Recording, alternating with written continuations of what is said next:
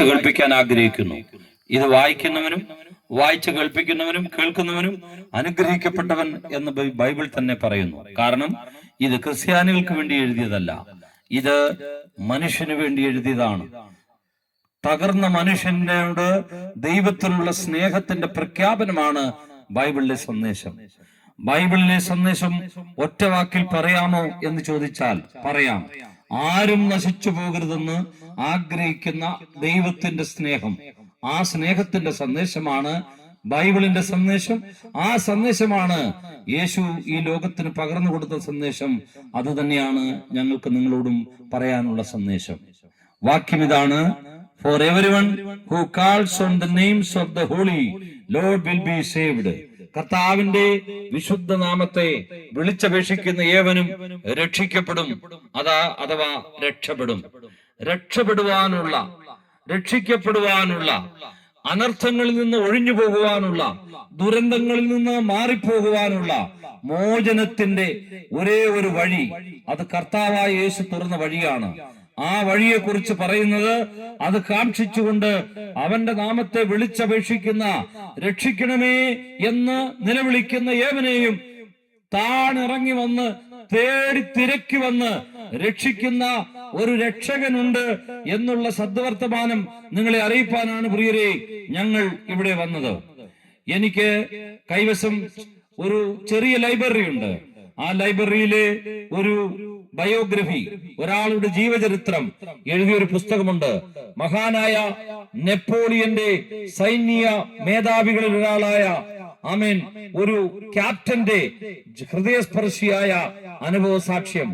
രാജ്യസ്നേഹിയായ അദ്ദേഹം, captain of a big group of troops, ഒരു വലിയ സൈന്യത്തിന്റെ തലവൻ, നെപ്പോളിയനോട് വളരെ വിധേയത്വമുള്ള, രാജ്യസ്നേഹിയായ, വളരെ കൂറുപുലർത്തിയ, വിശ്വസ്തനും വിനീതനുമായ ഒരു ക്യാപ്റ്റന്റെ ദയനീയമായ ചരിത്രം. ഒരു ദിവസം അദ്ദേഹം യുദ്ധത്തിൽ അകപ്പെടുകയും മുറിവേൽക്കുകയും അദ്ദേഹത്തെ പട്ടാള ക്യാമ്പിലേക്ക് കൊണ്ടുപോയി കിടത്തുകയും ചെയ്തു.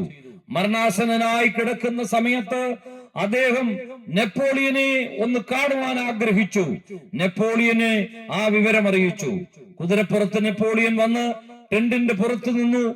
അപ്പോൾ ആ സൈന്യാധിപൻ വിചാരിച്ചത്, ഞാൻ വിശ്വസ്തയോടെ സേവിക്കുന്ന ഈ Napoleon, the Bonaparte, the great, അതെ, അദ്ദേഹം താണിറങ്ങി വന്ന് തന്നെ രക്ഷിക്കും എന്നാണ് താൻ കരുതിയതും നിലവിളിച്ചതും. എന്നാൽ കുതിരപ്പുറത്ത് വന്ന നെപ്പോളിയൻ ടെന്റിനകത്തേക്ക് പോലും ഒളിഞ്ഞു നോക്കുവാൻ താല്പര്യപ്പെടാതെ അല്പനേരം നോക്കി നിന്നിട്ട് താൻ കുതിരയെ ഓടിച്ചു പോകുവാൻ തക്കവണ്ണം ഇടയായി കിടന്നു. ഒരു ദയയില്ലാതെ, ഒരു മയമില്ലാതെ, ഒരു മനസാക്ഷിയില്ലാതെ മരണത്തിന് കീഴ്പ്പെടുന്ന, രക്തം വാർന്നൊഴുകുന്ന ആ സൈന്യാധിപൻ നെപ്പോളിയനെ നോക്കി നിലവിളിച്ചു, രക്ഷിക്കണമേ, രക്ഷിക്കണമേ, രക്ഷിക്കണമേ എന്ന് നിലവിളിക്കുവാൻ തക്കവണ്ണമിടയായി. എന്നാൽ അതിവേഗം ശരവേഗം പാഞ്ഞുപോയ നെപ്പോളിയൻ കൊട്ടാരത്തിലെത്തി വിശ്രമിച്ചുറങ്ങി. നേരം വെളുത്ത് പുതിയ ക്യാപ്റ്റനെ നിയമിച്ചുകൊണ്ട് ഉത്തരവിറക്കി. അന്ന് സായം സന്ധ്യയിൽ ടെന്റിൽ കിടന്ന പഴയ സൈന്യാധിപൻ രക്തം വാർന്നൊഴുകി മരണത്തിന്റെ കരാളഹസ്തങ്ങളിലേക്ക് താണുപോകുവാൻ തക്കവണ്ണം ഇടയായി തീർന്നു.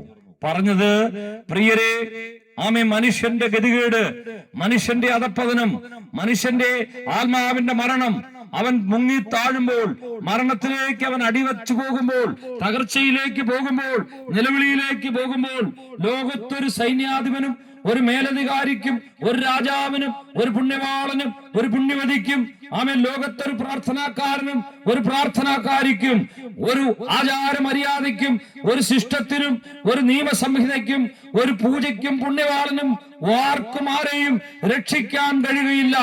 മരിക്കുന്ന മനുഷ്യന്, തകരുന്ന മനുഷ്യന്, ആത്മഹത്യാ പ്രവണതയുള്ള മനുഷ്യന് അവനെ രക്ഷിപ്പാൻ ഒരേ ഒരാൾക്ക് മാത്രമേ കഴിയൂ. അവന്റെ പേര് നസ്രായനായ യേശുക്രിസ്തു എന്ന